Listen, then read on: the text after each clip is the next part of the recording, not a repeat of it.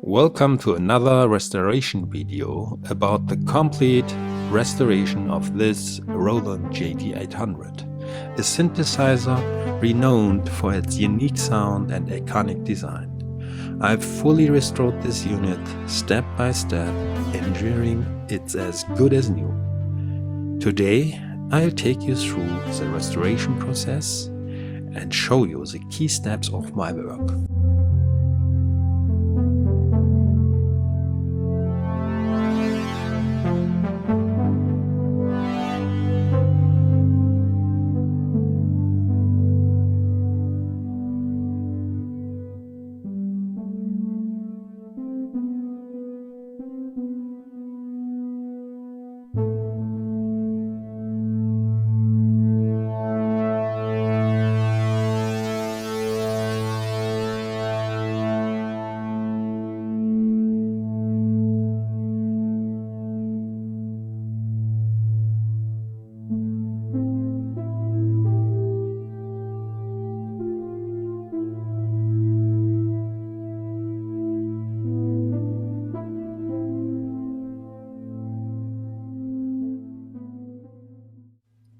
When I first powered on this Roland JD800, I immediately noticed a few issues. Some keys were completely unresponsive, while others felt strange to the touch, almost as if something was obstructing their movement. Additionally, the Aftertouch was not functioning at all, making it impossible to add expressive dynamics to the performance. These problems are common in older synthesizers due to wear and tear, dust, and sometimes improper repairs by previous owners.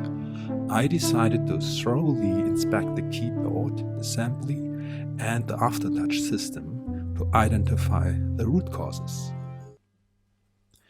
After opening up the synthesizer, I discovered the root cause of the unresponsive keys. The flex cable that connects the keyboard to the lower PCB was held in place by a simple plastic bracket. Over time, this plastic had warped, causing the connection to become unreliable. This was easier to confirm when I pressed down on the bracket with my fingers. All the keys suddenly worked again. To resolve this issue permanently, I came up with a solution. I custom cut a U-profile from aluminum to the exact dimensions needed to apply consistent pressure and ensure a stable connection between the flex cable and the PCB. Additionally, I threaded the contact surface of the flex cable with conductive silver paint to improve conductivity and ensure the connection remains reliable over time. With this fix in place, the keyboard is now fully functional and ready for use.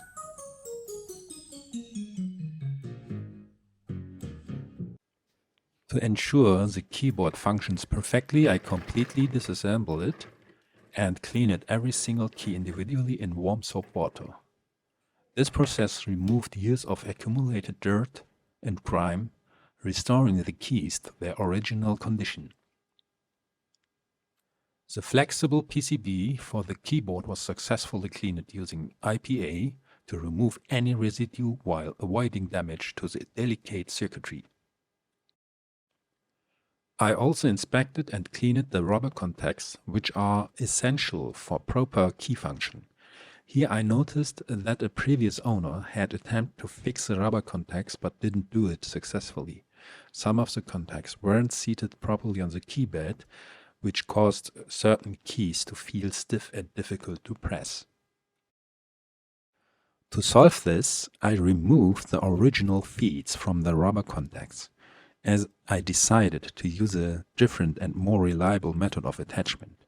Using rust-proof locking wire I had in my workshop somewhere, I securely fastened the rubber contacts to the keypad. In my opinion, this solution is much more stable, allowing me to reuse the existing rubber contacts without needing replacements. All capacitors in the synthesizer were replaced with higher quality alternatives. For the power supply, for example, I used AEC Q200 certified and conductive polymer aluminum solid capacitors. These components are more durable, heat-resistant, and efficient, making them perfect for sensitive electronics. On the analog side, particularly the jack board, I installed capacitors suited for audio applications. For the output coupling capacitors near the jack, I used high-grade Nichicon Muse Acoustic Series bipolar capacitors, which significantly enhance the sound quality. When inspecting the Aftertouch system, I found that the previous owner had attempted repairs which unfortunately resulted in damaged traces on the mainboard. The wires for the variable resistor they added was secured with glue. I carefully cleaned the area on the mainboard to remove all adhesive residues.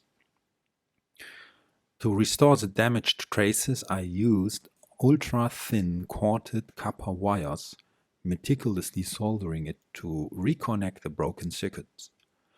To secure and protect these repairs, I applied a layer of specialized acrylic coating, ensuring the wires remain stable and insulated. For the variable resistor, I replaced the old one with a modern trimmer resistor, which I mounted directly onto the mainboard using adhesive. This trimmer allows precise adjustments of the aftertouch sensitivity. A value range up to 200 kiloohms was sufficient for this purpose, and it enables me to fine-tune the aftertouch for a perfect response.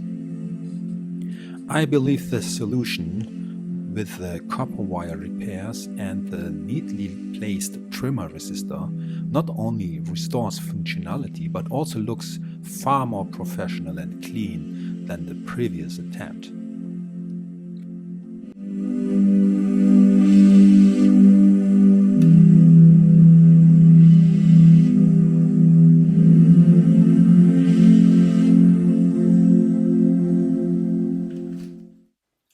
Next, I turned my attention to the fader PCBs.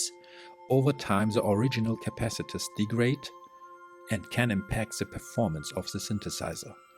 I replaced all the capacitors with solid ones, which offer improved durability, stability, and longevity compared to the traditional electronics. Before reinstalling the faders, I thoroughly cleaned the PCBs to remove any dirt and residues that could affect performance. The faders themselves were also cleaned to ensure smooth operation and then treated with high-quality lubricant. For lubrication, I used Superloop multi-purpose synthetic grease. This product is specifically designed to reduce friction while also protecting the sensitive contacts inside the faders. It's a non-conductive, silicone-free grease, making it ideal for delicate components like these. One of its key benefits is that it provides long-lasting protection without damaging the carbon tracks within the faders. After cleaning and recapping the PCBs and carefully lubricating each fader, the fader assembly is now fully restored. The movement is smooth and precise, and the electronics are in excellent condition, ready for reliable performance.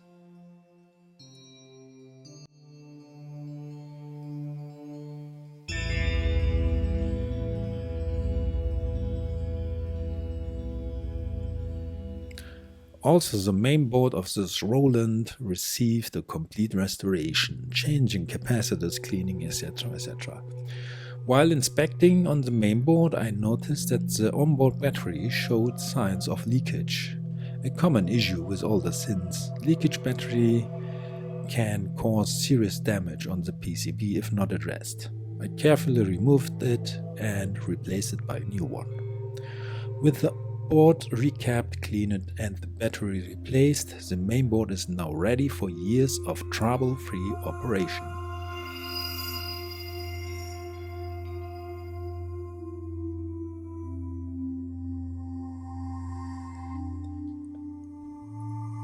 After countless hours of work, the Roland is now fully restored. Every aspect of this iconic synthesizer has been carefully overhauled.